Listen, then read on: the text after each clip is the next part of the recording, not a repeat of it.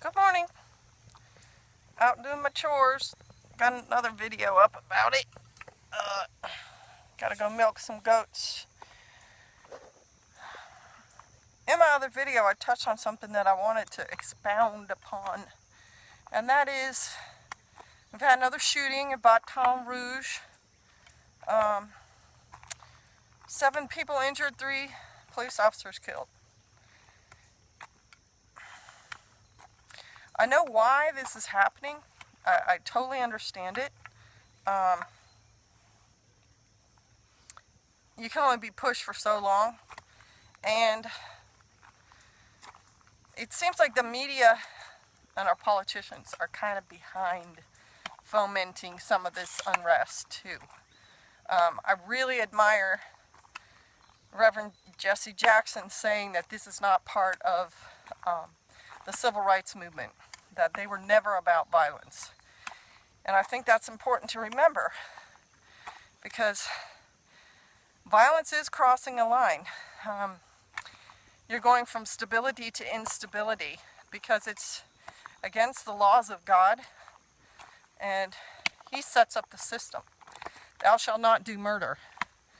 I'm not saying that anybody's justified in some of the incidents that have been going on, and our system, the way it's set up, is not moving very quickly to take care of the matters.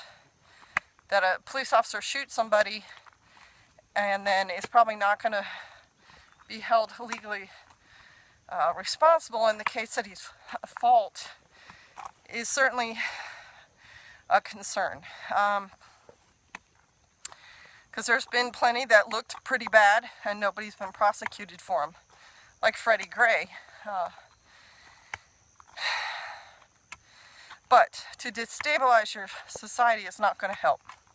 And I made this point in another video, and I'll make it again in this one.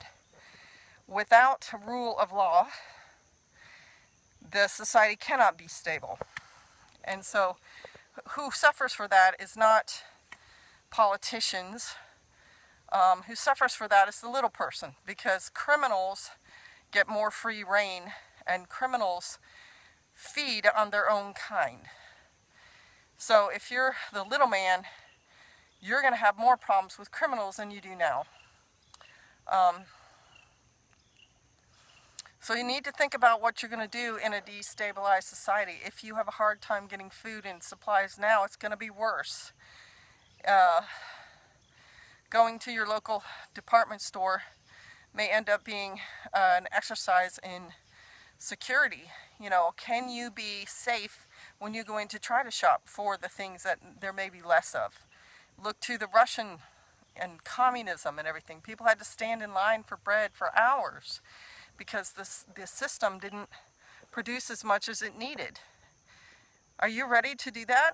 And are you ready to be attacked while you're in line, or to be told when you get up there is none? These are things you need to think about. Not even if you're not directly involved in what's going on, your city could wind up with that. We saw where people were protesting and stopped traffic, and there was an ambulance with a child in it, and the ambulance couldn't get through. People couldn't get through the traffic until the protesters were done. Are you ready for that? Are you ready to be on your way home from work and have to sit there for 4 hours? Just things for you to think about, things for you to plan. All right, bless you.